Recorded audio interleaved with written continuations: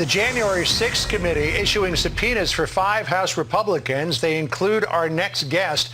Let's bring in Arizona Congressman Andy Biggs. Congressman, it's good to talk to you. Thanks for jumping up on the camera for us. So in addition to you, the January 6th committee has also subpoenaed Kevin McCarthy, Scott Perry, Jim Jordan, and Mo Brooks. This is highly unusual to issue a subpoena to a sitting member of the House. What do you say? Yeah, I think it is unusual. I think the committee is illegitimate. I thought it was that way when it started. I think what was particularly pernicious about this is that the Office of General Counsel that actually issues and approves subpoenas, they had the audacity to write us an email saying, would you like us to accept service of your subpoenas? We still haven't even seen the subpoenas, but apparently some in the media have. So it indicates that this is really more about basically headlines and then getting at the truth, if you want my opinion on it. Sir, just so we're clear here, are you saying you think that the subpoenas have been leaked to the press? Well, yeah, because we found out about it from Politico, and another one of those persons I was talking to, he was literally watching TV, and his picture showed up on the screen, and he wondered, well, what's that about? So, yeah, these were leaked to the media. We still haven't seen them. Our counsel, they didn't contact any of our counsel, and my counsel's been in the press and public because I've been defending other actions by left-wingers for the last month and a half. I'm not sure that they were so much leaked, Congressman, as that they were just released to the press. I've got a release from Chairman Benny Thompson's office here. Sure. That includes links to all of the subpoenas. I guess the big question is, will you comply with the subpoena?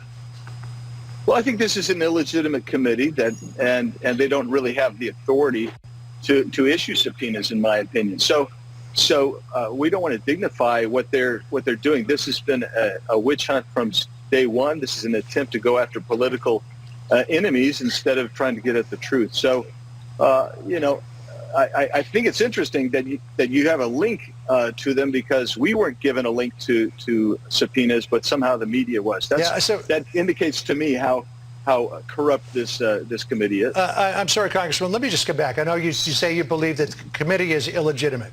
Does that mean that you will not comply with the subpoena? Well, I haven't even seen the subpoena, so how can I really can't tell you whether I'm going to comply or not. Because if you don't comply, you could be potentially in line for contempt of Congress citation. Yeah, or perhaps. referral for criminal prosecution. Yeah, perhaps so. But like I say, I haven't even had a chance to see the subpoenas. Sir, let's lay it out there. The committee says they believe that they've seen evidence you were involved in planning at the White House, participating in meetings and remotely for January 6th, including getting then Vice President Mike Pence to reject electoral votes. They also say they believe and have evidence that you were directly involved in planning to bring violent protesters to the Capitol on January 6th. I have denied that for a year and a half. Did I work to set up my arguments to disqualify electors just like the Democrats did in the 4 years previous? Yes. But this notion that I somehow was involved in planning a rally, not true. Planning people coming to the Capitol, not true. I've denied that hundreds of times, multiple media outlets. That's simply untrue. And that's what we see going on here, is that they don't care. They're going to regurgitate stuff they see in social media. We don't even know anything about this illegitimate committee. And they want to basically get to this so where it's something different than getting to the bottom of the truth of what happened on January 6th. And so, to dignify them would be, in my opinion, a gross mistake. Right. So, Congressman, there was what Jillian talked about also in this release from Chairman Thompson's office. It says former White House personnel identified Mr. Biggs as potentially being involved in an effort to seek a presidential pardon for activities connected with the former president's efforts to overturn the 2020 presidential election. What do you say to that charge? Look, I'm not going to get into specifics of the subpoena. I haven't seen the subpoena. You have. Doesn't that indicate something to you? It indicates a whole hell of a lot to me. It indicates these people are more interested in creating a media firestorm against political enemies to distract from the crappy way Biden's treated this country and the things that have gone on. That's what I see happening here. I haven't even seen the subpoenas. You have other media people that have been asking me about them. They have. We weren't given links to subpoenas. They didn't contact my counsel. The counsel they offered us to receive subpoenas are the ones who issued the subpoenas. Doesn't that indicate and smack of a witch hunt to you? It does to me.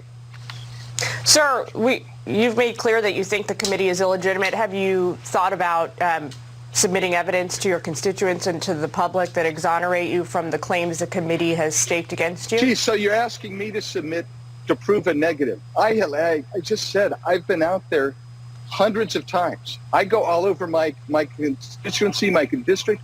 I let them ask me questions about anything. I answer questions about anything. What I see happening here is a witch hunt because they don't like my policies. They're going after Kevin McCarthy because he's the leader. Mm-hmm. They're going after me because I was the former chair of the Freedom Caucus. They're going after Scott Perry because he is the chair of the Freedom Caucus. They're going after Mo Brooks because he's a senatorial candidate in Alabama. And they're going after Jim Jordan because he was a former chair of the Freedom Caucus, and he's going to be the next judiciary chair. And they don't want to deal with the issues that are in front of the country, but they're going to go after political enemies. And that is the facts. And so when you ask me specific questions about proving negatives or responding to their subpoenas, I'm glad you have the subpoenas in front of you. I don't. I didn't get them. So, Congressman, have you had a chance, since you haven't received the subpoenas? We can forward you a copy. In the time that you haven't received the subpoenas, have you had an opportunity to talk with your other colleagues who have been subpoenaed? I've talked to some of my other colleagues, yes. And what's their thinking on this? I'll let them speak for themselves. All right. Congressman Andy Biggs of Arizona.